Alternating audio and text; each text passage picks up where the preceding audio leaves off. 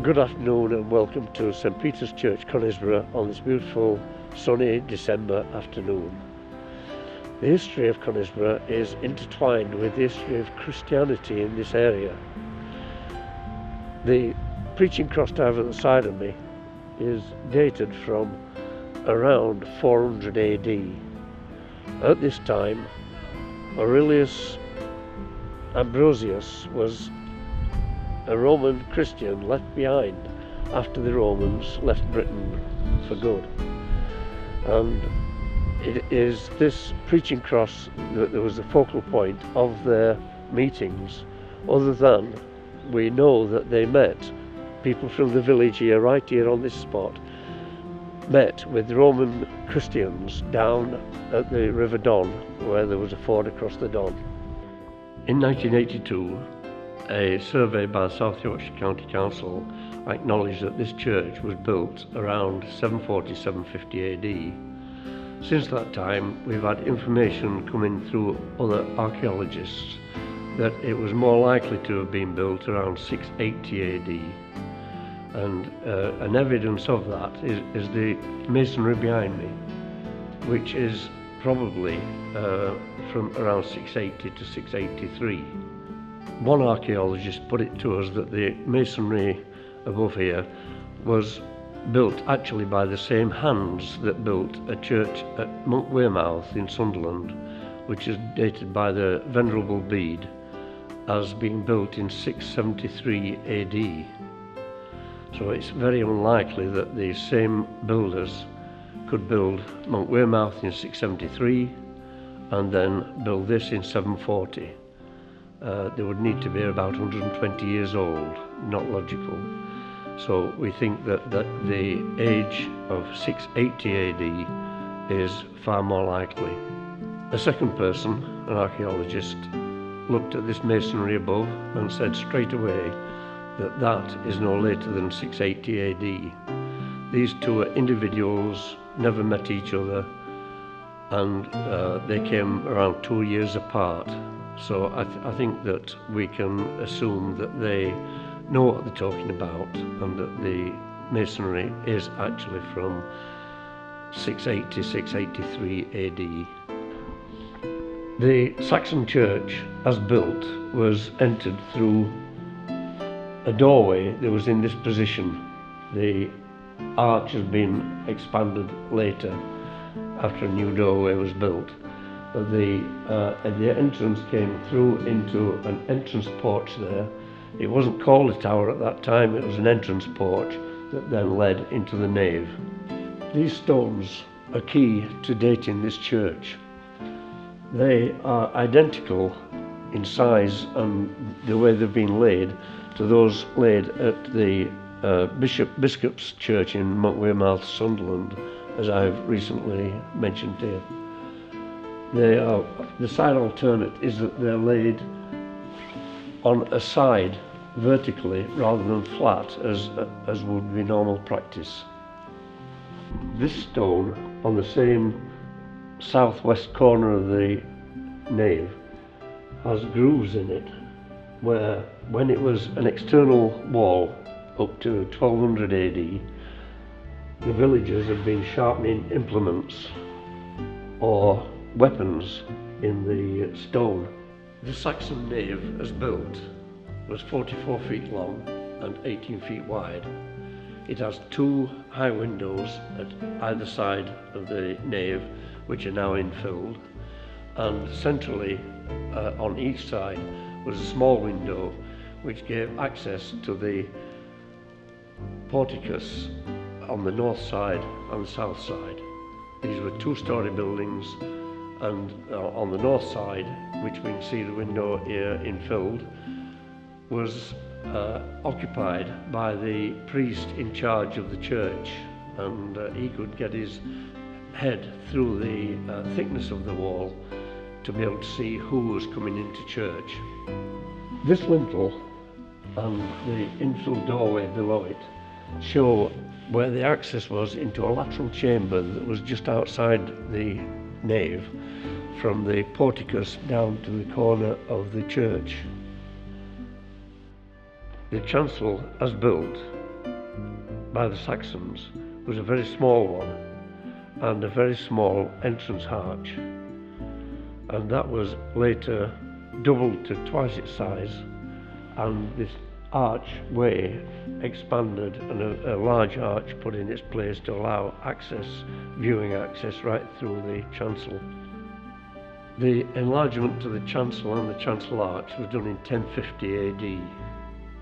In 1150 AD, after the castle had been built, Conisbrough thrived as a centre of habitation, and the size of the church wasn't adequate for the number of people wanting to use it.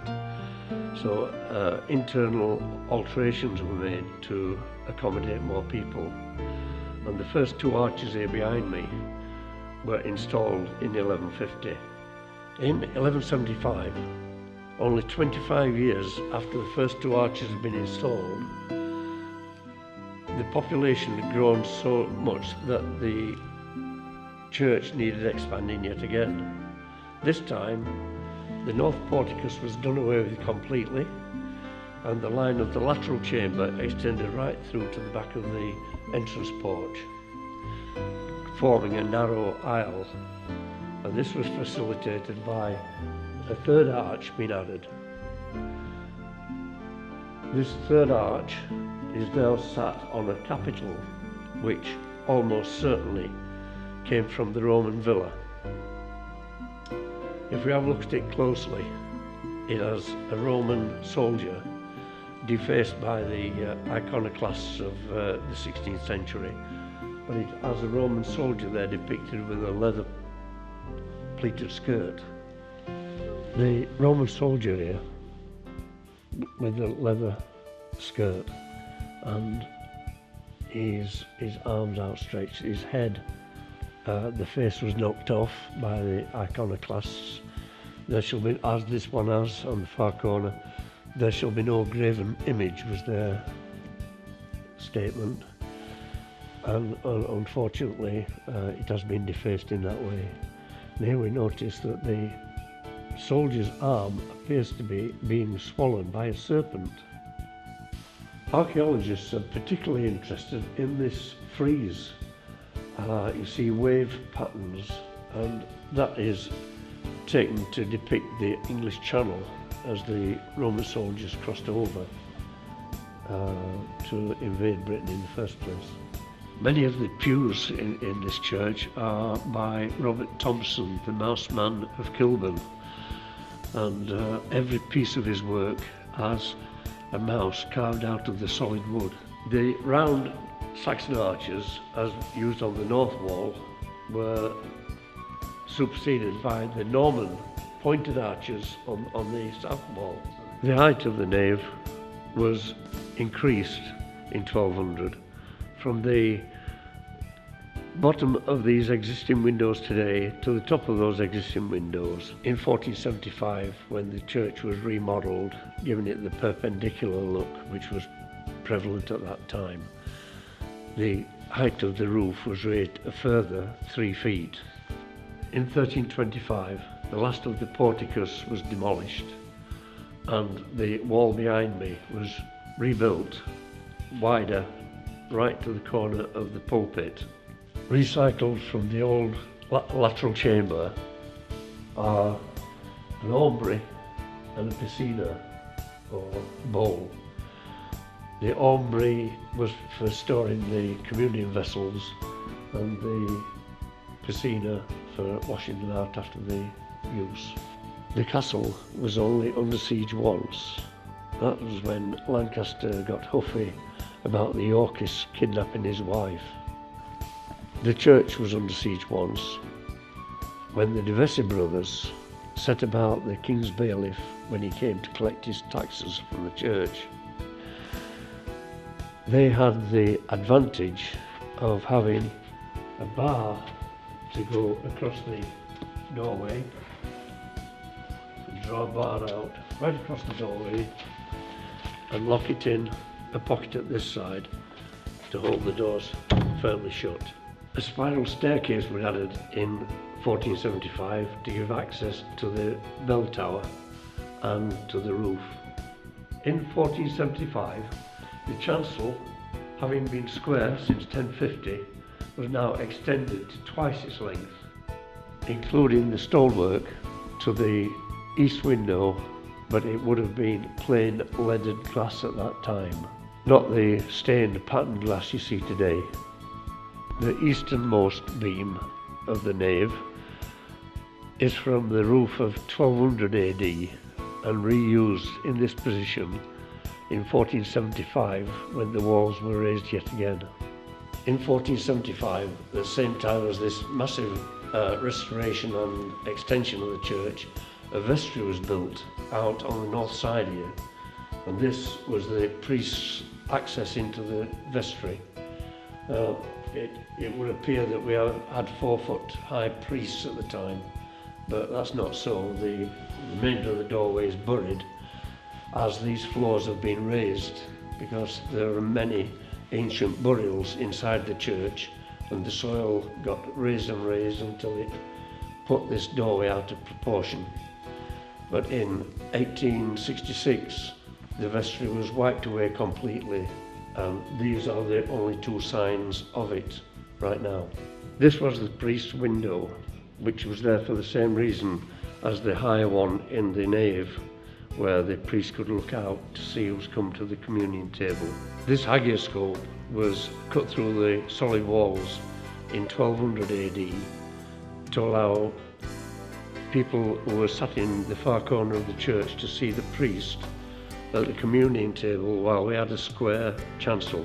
I'm now stood where the priest would have stood in front of the communion table, so that the communicants in the far side of the church, in the north side aisle, would be able to see the priest giving the blessing to the communion.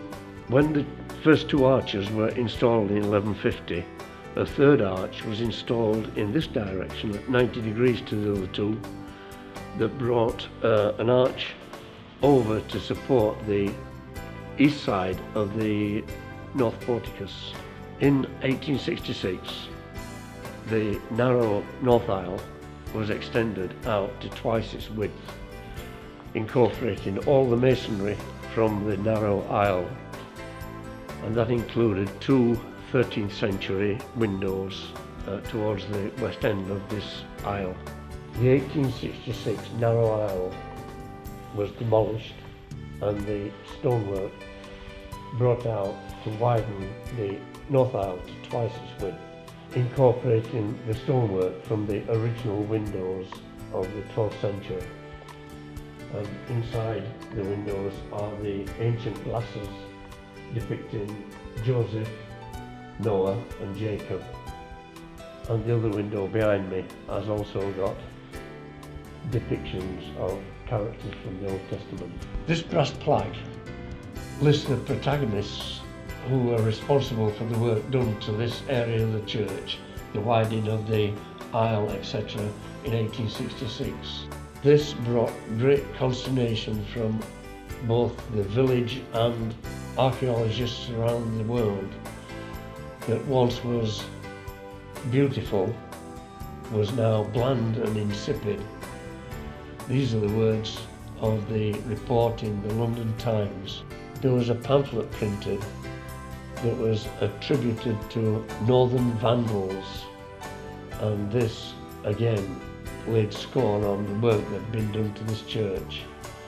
There were murals on the walls, frescoes that were damaged, removed, without any record being kept. In 1912 to 14, a new vestry was built that has a robing room for the vicar and a church office, and beyond that is a small kitchen and toilets. This altar slab, with 5 consecration crosses on it, one in the centre, one at each corner, 2 here, was discovered in the castle grounds in 1923 and brought into the church, where it's now used as a focal point for prayer for people, families, the community, the world. And we have a notice board there, a prayer request board, that people come along with their little slips of paper and put in the request of who to be prayed for, and then at the far side the thanks for the prayer that has been given and answered. There are pieces of Roman masonry in the church that are said to come from a Roman bathhouse. Now, with the discovery only just a few years ago of a Roman villa across the valley there, this is obviously where these and many more in the church came from. This sculpture is a recent addition. It was made by a late dear friend of the congregation who passed away in 1999. And it depicts Jesus holding his hand out saying, "Follow me," as he has to millions of Christians since. This is a Romano-British tomb chest, and there are no more Romano-British than Aurelius Ambrosius, a Roman who stayed behind after the Romans left Britain. He stayed and lived and died here, and he gathered armies of indigenous Britons to fight the Saxons, and he was well revered, and this could well be his tomb chest. If we look along the front of the tomb chest, there's a dragon here, a smaller serpent there, a knight with his shield and sword ready to strike the dragon, and behind him is a priest with a bishop's crozier, which metaphorically shows the knight defending the faith from evil. This brass plaque records every priest and vicar that served here from the Doomsday Book to the current day. This window is my favourite window in the church. It was created by a company formed by Prince Albert, the Prince Consort of Queen Victoria, and it depicts the two men who Jesus met on the road to Emmaus after the resurrection, and the logo at the bottom of it is straight from Scripture, and their eyes were opened and they knew him. You see the quality of that. You look through the windows even beyond the people that sat there in such great detail. And this was done by the company that formed by Prince Albert, who was very disappointed with the quality of the normal stained glass windows of the east window. Two collages are from ancient glasses.